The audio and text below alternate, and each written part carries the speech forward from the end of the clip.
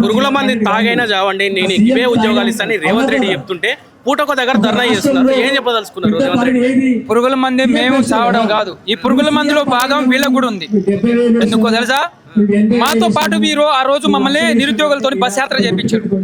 మా నిరుద్యోగులని వీళ్ళ కాంగ్రెస్ జాతీయ నాయకుడు రాహుల్ గాంధీని మా లైబ్రరీకి తీసుకొచ్చారు. యూత్ డిక్లరేషన్ వీళ్ళ ప్రియాంక గాంధీతోనే సరూనగర్ స్టేడియం పెట్టారు. అందుకే ఈ మాకు తాగాల్సిన మందులో భాగం కూడా వీళ్ళకి కూడా సమభాగం ఉంది. ఇద్దరం తాగుదాం,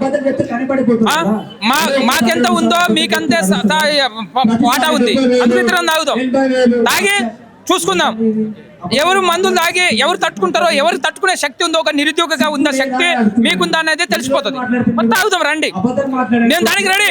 35 లక్షల మంది నిరుద్యోగులు అందరం మీరు అన్న ఎంట్రీ మందును తాగడానికి రెడీ. మీ కేబినెట్, మీ మంత్రులు, మీ ఎమ్మెల్యేలు, మీ కాంగ్రెస్ పార్టీ వాళ్ళు అందరూ వచ్చి తాగడానికి రెడీ ఉన్నారా? ఉంటే రండి, మా జాతీయ నాయకుడు సిటీ సెంటర్ లైబ్రరీ తీసుకురండి, రండి తాగుతాం. మీ రాహుల్ గాంధీ ముందే మేము ఎంట్రీ మందు తాగి చచ్చిపోతాం. ఎందుకంటే ఇప్పటికీ 18-20 మంది నిరుద్యోగ మిత్రులు ఆత్మహత్యలు చేసుకొని చనిపోయారు. ఇప్పుడు కూడా మేము సిద్ధంగా ఉన్నాం. మీరు అలాగే ఎంట్రీ మంది తాగి సావండి అంటే దాన్ని కూడా మేము సిద్ధమనికనే ఉన్నాం. అందుకే మేము అడుగుతున్నాం ప్రభుత్వానికి, ఏమడుగుతున్నాం, మీరు చెప్పిన హామీ 1 ఏడాదికి 2 లక్షల ఉద్యోగాలు హామీ, ఆ హామీనే ఇవ్వమని అడుగుతుంటే ఎంట్రీ మంది దాకా చావమనండి, లేకపోతే మేము నోటిఫికేషన్ ఇస్తా అంటే వద్దని ధర్నాలు చేస్తున్నారని, లేకపోతే పార్టీలు చేపిస్తున్నాయని, వీళ్ళు పార్టీ పేటాస్టులని వాళ్ళ ట్రాప్ లో పడుతున్నారని.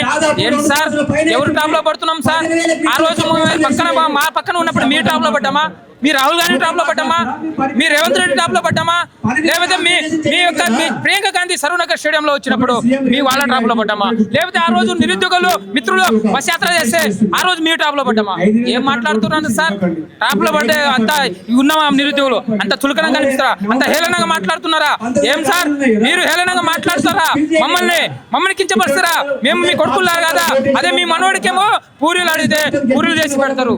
అదే మా అయ్య అమ్మలు మమ్మల్ని పెళ్లి చేసి ఒక మనోడు చూడాలని, నువ్వు ఎలా మీ మనోడితో హ్యాపీగా ఉంటారో మా అమ్మ నాన్న కూడా ఒక మనోడి హ్యాపీ వాళ్ళతో ఉండాలని వాళ్ళకి లేదా ఆశ? మీ మనోడితోనే నువ్వేమో మెస్సీ వస్తే అక్కడ పోయి తీసుకెళ్ళి ఫుట్బాల్ ఆడతావు మీ మనోడితోనే, ఇక్కడేమో పూరీలు అడిగితే పూరీలు చేసి పెడతావు. కానీ మా నిరుద్యోగులు మాత్రం ఉద్యోగ నోటిఫికేషన్ ఇవ్వండి సార్, మేము చదువుకుంటామంటే మీరేమంటున్నారు? ఉద్యోగ నోటిఫికేషన్ ఇస్తా అంటే వద్దని ధనాలు చేస్తున్నారు.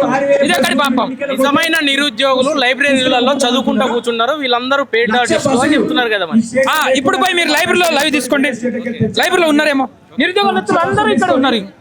వాళ్ళు నిజంగానే చదువుకున్నాను ఉంటే ఈ రోజు మీరు ఇక్కడ తీసుకొని పోయి లైబ్రరీలో పోండి. ఇప్పుడు లైబ్రరీలో ఉన్నారా? ఇక్కడ వచ్చి వాళ్ళ బాధలు చెప్తున్నారు. ఏ స్టడీ హాల్లో ఉన్నారా?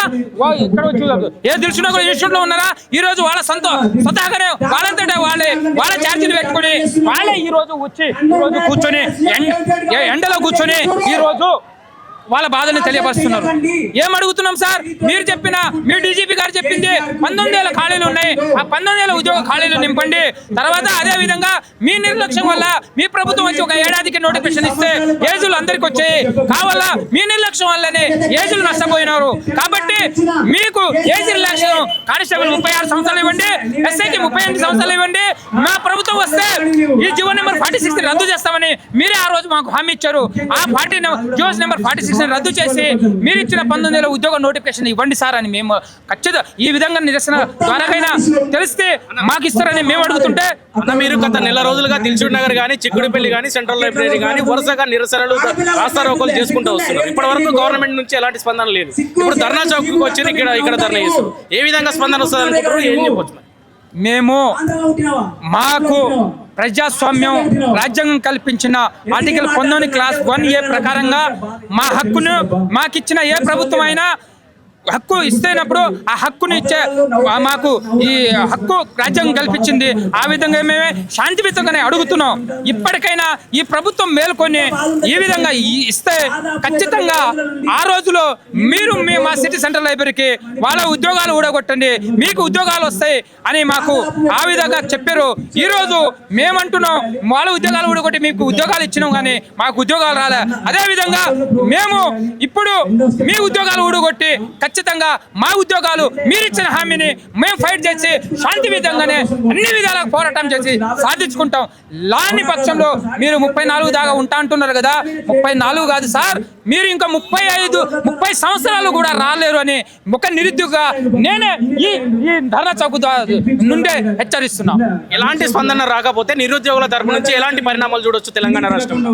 ఈ రోజు ఈ సభ ద్వారాగా ఒక వారంలో 2 వారాల్లో మేము అడుగుతున్న 20,000 కానిస్టేబుల్ ఉద్యోగ నోటిఫికేషన్ డిపార్ట్మెంట్ రాకపోతే, అదే విధంగా ఏజ్ రిలాక్సేషన్ 36-38 సంవత్సరాలు జో నెంబర్ 46 ఇవ్వకపోతే ఖచ్చితంగా 2 గ్రాడ్యుయేషన్ ఎమ్మెల్సీలు వస్తున్నాయి, ఒక 6 నెలల్లో వస్తున్నాయి. ఖచ్చితంగా రాష్ట్రంలో ఉన్న 35 లక్షల మంది నిరుద్యోగులు 2 గ్రాడ్యుయేషన్ ఎమ్మెల్సీకి ఖచ్చితంగా పోటీ చేయబోతున్నాం. పోటీ చేయబోయి మా నిరుద్యోగ సత్తా ఏంటో ఈ ప్రభుత్వాన్ని చూపిస్తాం.